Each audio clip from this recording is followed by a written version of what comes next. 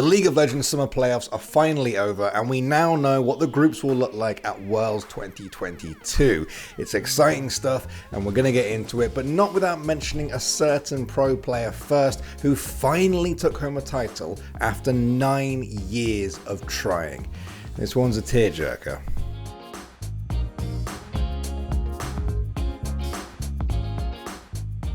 Hey, you may have noticed that I'm wearing some new clothes, although it's kind of difficult to tell behind the microphone. This is actually part of our brand new merch line that we've recently brought out. It's probably my favorite t-shirt out of the whole bunch. I love the design. We've got loads of cool designs. No, I'm not going to say loads of cool designs. It sounds f***ing lame. I buy a lot of merch. I'm a bit of a merch fiend. And honestly, I'm not just saying this.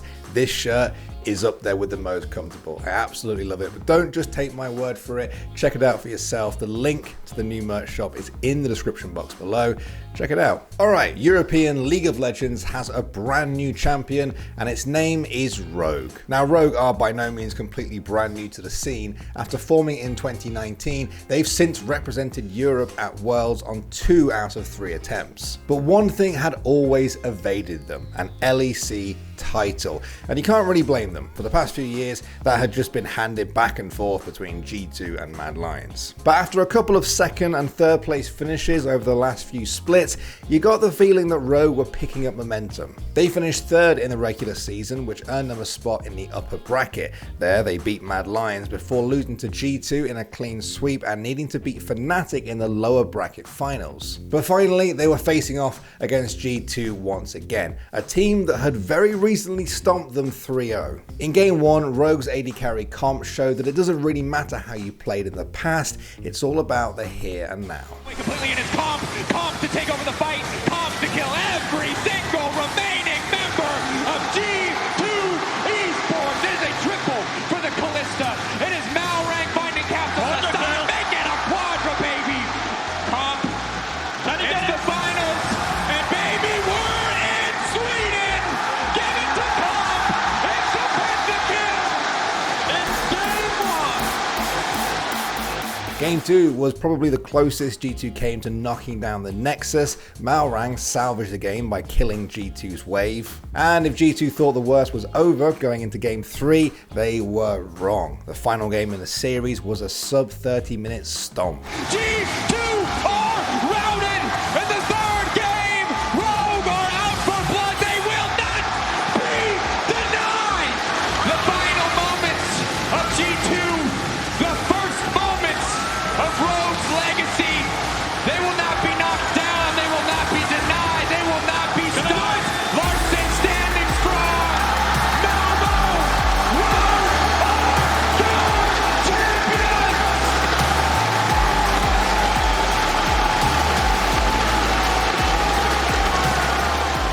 It was a truly momentous occasion for Rogue. They finally succeeded in getting their first ever title after 3 years of some pretty incredible performances. And it's generally momentous for European League fans too. Since 2013, top tier European League has only ever seen 5 orgs lift the trophy out of 19 finals. Perhaps more so than any other major region, this is a land of dynasties, and perhaps this is the start of a new one. But there's someone in this story that deserves a massive spotlight on them.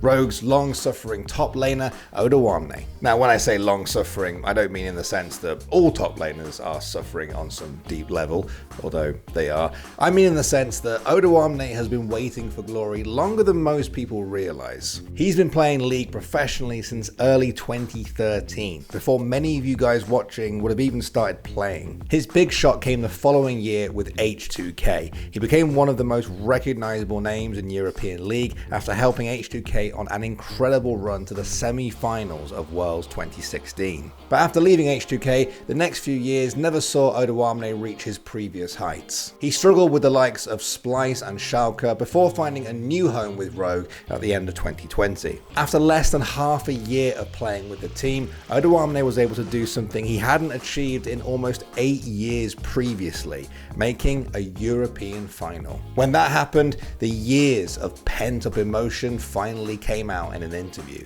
Crazy, it's like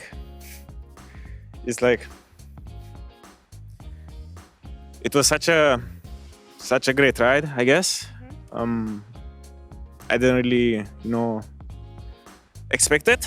Tragically for Odoamne though, Rogue fell to Mad Lions in a close best-of-5 series. Odoamne was quite literally the last man standing, but it wasn't quite enough. The wave's there. Odoamne's trying his best. He's gonna fall. Mad Lions are gonna win.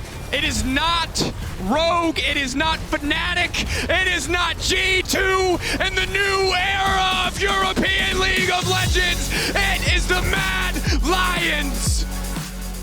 And exactly a year on from that, they made it back to the finals only to get 3-0'd by G2. Even if you weren't a Rogue or Odoamne fan, this was heartbreaking to see. So, now you know, if you didn't already know, why last weekend's win really meant so much. For Odoamne, it was the culmination of almost a decade of blood, sweat, and tears. And you could hear every last drop of all three come through in Odoamne's post-match interview. He really didn't hold anything back. It took a while, a lot of tries and a reverse sweep as well. A f***ing stomp, a 3-0.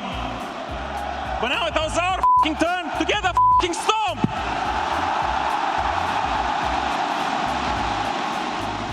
He finally did it, and now Odoamne will head to Worlds 2022 with Rogue as Europe's #1 seed. Now I'm sure we'd all love to see Odoamne's fairy tale continue from here, but this might be one of the toughest years yet for Western fans. Still, if any European or North American team can put a dent in the Chinese or Korean powerhouses, there's a feeling in the air that it might be Rogue. They got a pretty favourable looking group after being handed China's 2nd seed in Top Esports and Vietnam's GAM Esports. Of course, no group at Worlds is ever easy for Western fans, but even after adding in the 4th team that's yet to come from play-ins to this group, it's kind of looking like a we take those situation. Put it this way, at least they're not Cloud9, who have somehow managed to land a group with last year's champions in EDG and a little known squad called T1 with a young lad called Faker in the mid lane, a group which looks suspiciously like the one we had in 2017. The scriptwriters are really getting lazy. But now isn't the time to theory craft the groups at Worlds. There's plenty of time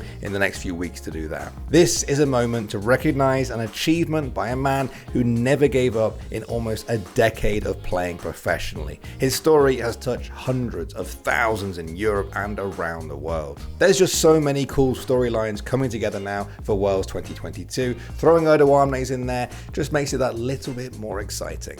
We'll keep you updated. Well, no TSM at Worlds. Well, I don't know. It's like being upset if it rains, There's no point being upset. It's just going to rain, isn't it? Like, it's like an inevitability, really, at this point. I feel like next year could be the one. Cope! Yeah, that's right, cope!